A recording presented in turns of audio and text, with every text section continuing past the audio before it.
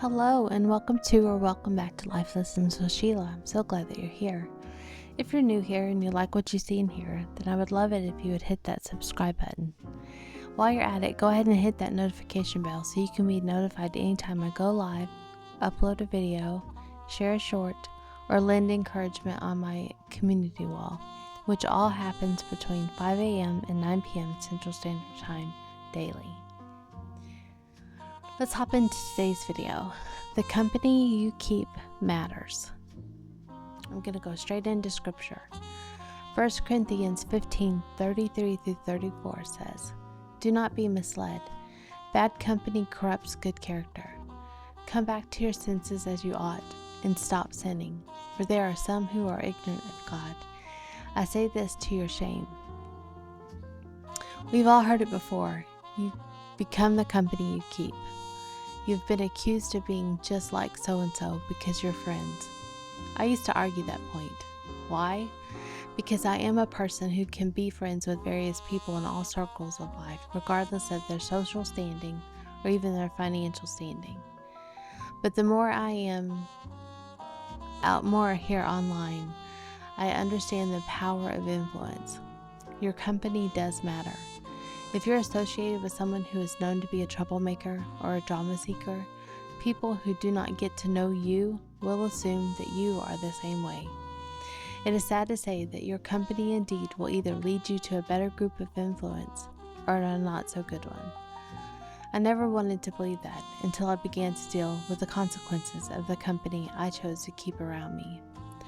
I never understood why someone would judge me off of what someone else did, but I soon came to realize that on social media, you can be judged by the company you keep. And it could mean that your life is easier or more difficult. I now am more careful who I align myself with online and consider my friends, because I don't want to be the fallout of someone else's destruction on my hands or done in my name. I put more thought and care into those I deem my friends, and I get to know them on a personal level, if I'm going to be associated with them anyway. Let's break this scripture down, and then I'll share more on why I chose to bring this topic up today. Here's a breakdown of the focus scripture meaning. Verse 33, "Do not be misled. Bad company corrupts good character."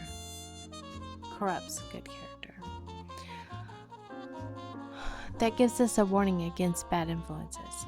Paul is cautioning the Corinthian Christians about the negative impact of associating with people who have bad morals or erroneous beliefs. Source of the quote. The phrase "bad company corrupts good character" is thought to be a quotation from a Greek poet, possibly Menander, indicating that even common wisdom aligns with this biblical truth. Moral corruption. The message is clear that bad influences can lead to the deterioration of one's morals and ethical standards. Let's hop into verse 34.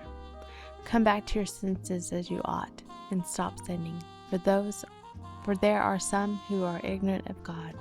I say this to your shame." It calls us to sobriety and righteousness.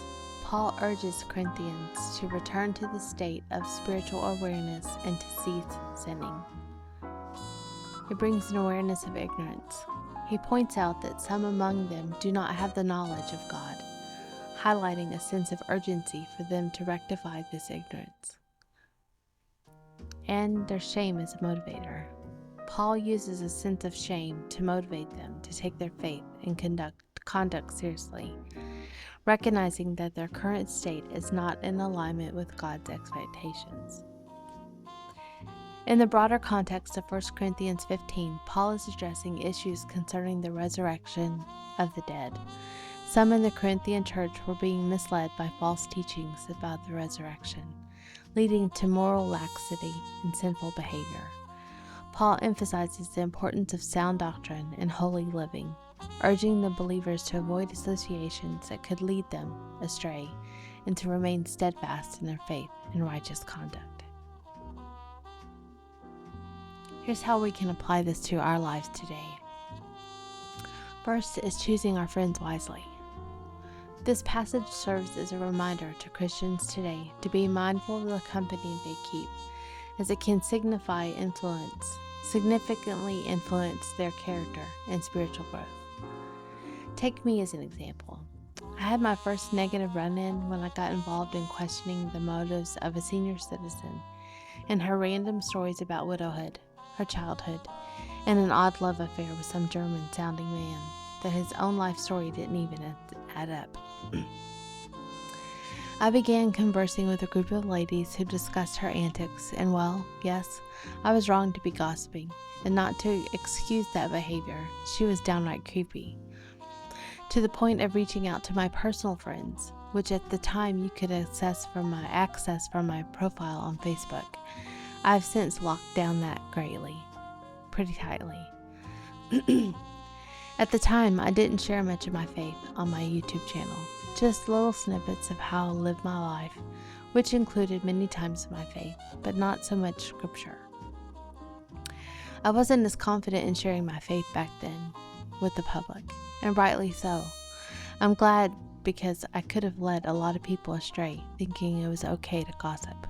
Again, I was still in that phase when I linked up with another community, which I've become real friends with many in that community. So this is not about any of them by any means. But when you get into the company of those who sit around and talk about so-and-so, you can get caught up in the conversation. And trust me, everyone knows your business. If you're in someone's chat who is speaking on someone else, screenshots are taken and shared, and nothing is private online. Not even in a private live chat can you trust what you say is kept between you and the people that are in that private live with. I learned pretty quickly, if you don't want what you say repeated, just don't say it. This again is nothing against any one person. I'm just sharing my own personal experience. I learned to keep my mouth shut.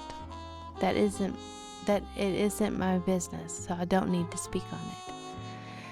When someone threatens to bomb your car, go after your adult kids, or even wishes death on an innocent grandchild, you begin to question everyone you've had an encounter with, even those you considered friends. Because let's be honest, you don't really know who's behind that keyboard, do you? You don't know their mental state or how far they would really go. I've also pulled away from someone more recently that I respected a lot and was supposed to help in their business endeavors. But because of things that were said and done online in other people's chats that I had no clue of until I heard it spoken of in another chat, I simply just walked away. What you say online affects not only you, but others who are associated with you. I had already gone through one mess or two. I surely had learned my lesson and wasn't about to go through it again. What's that old saying? Do me wrong, shame on you. Do me wrong again, shame on us. Do me wrong a third time, shame on me.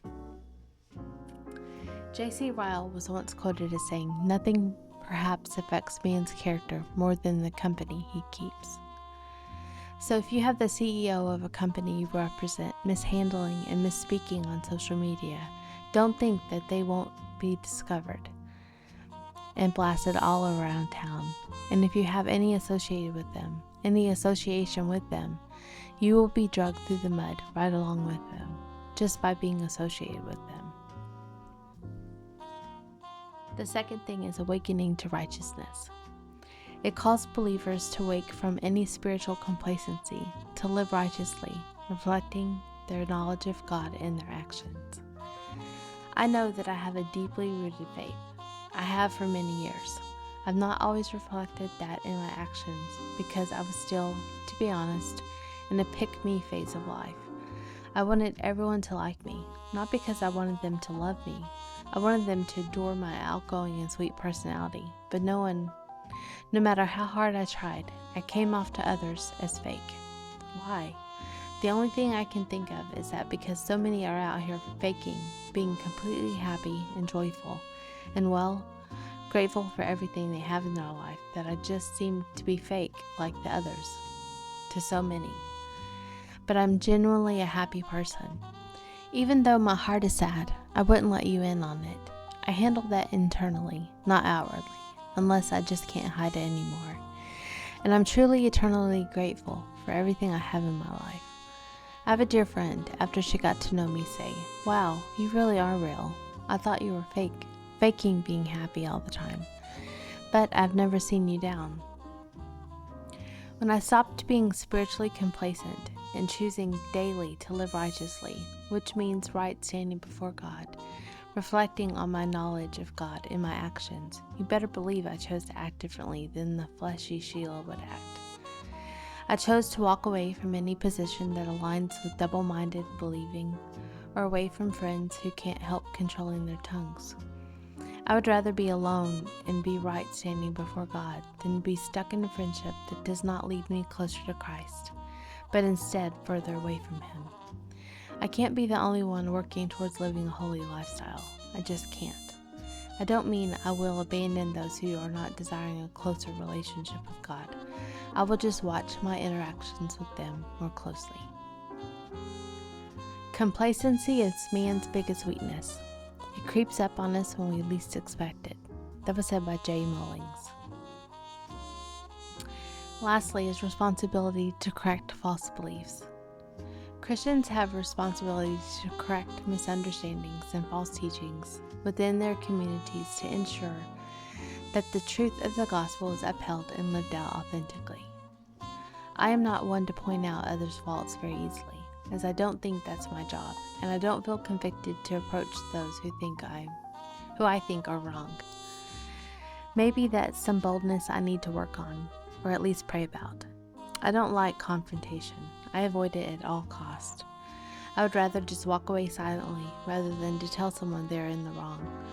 But as I read more into Scripture, I see that I have a responsibility to correct misunderstandings, as well as false teachings within my community. That means my inner circle. And to make sure that the truth of the gospel is upheld and lived out authentically, which I'm trying to do daily. I don't say that I know everything, but I do know enough that I'm learning more as time goes on. I want to, of course, leave you with one last quote to remember today's discussion. Associate yourself with people of good quality, for it is better to be alone than be in bad company. That was said by Booker T. Washington. I think I might go live later today to touch on this topic a bit more, so if you have any thoughts you would like to chime in on, come join me. But for now, I want to leave you with one good note. You are amazing, you are loved, and you were created to be at this very stage of your life in whatever situations you find yourself in for a reason. You are equipped, talented, and bold enough to sustain whatever challenges you may be facing. Now go out there and make it a great day. I'll see you in the next video. Bye.